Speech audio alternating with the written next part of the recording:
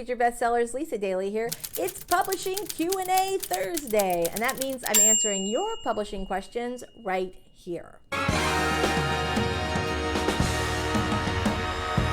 If you want to write a book you're super proud of and get it published, this is the channel for you. So go ahead and hit that subscribe button and ding that little bell, because I'll be posting a ton of videos to help you do just that, and I don't want you to miss anything.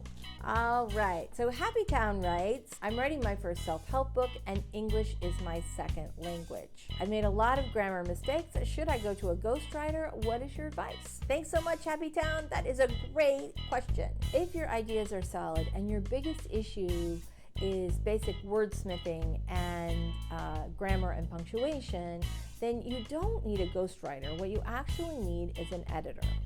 So a ghostwriter is a writer who either writes the book for you, you put your name on it, and maybe you have a basic idea or maybe you don't, and they write the book on your behalf and you put your name on it. A ghostwriter can also help you if you're really busy and you have a lot of ideas, but you don't really have the time to actually sit down and write the book, or you don't necessarily have the skill to put your ideas in book format, and so you would hire a ghostwriter. A developmental editor is a person who takes your book and really works with the organization and the flow of your book.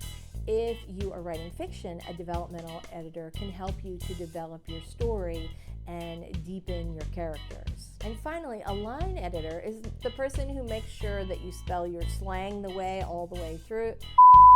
And a line editor is a person that makes sure that you're consistent with your phrasing all the way through, that your sources are properly cited, they check your punctuation, your grammar, your spelling mistakes.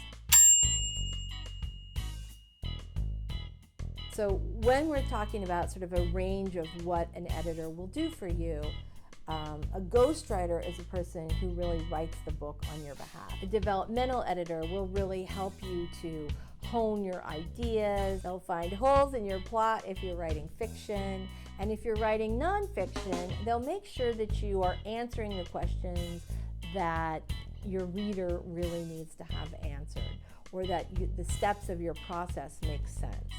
And finally, a line editor is a person who's going to check your spelling, punctuation, and grammar. Thank you so much for writing in, Happy Town. It seems like you need either a developmental editor or a line editor, and I'm leaning to line editor. All right, good luck with your book. I hope it goes really well, and thank you so much for asking the question. It was really a great one. Let me know how it goes. I hope this video was helpful.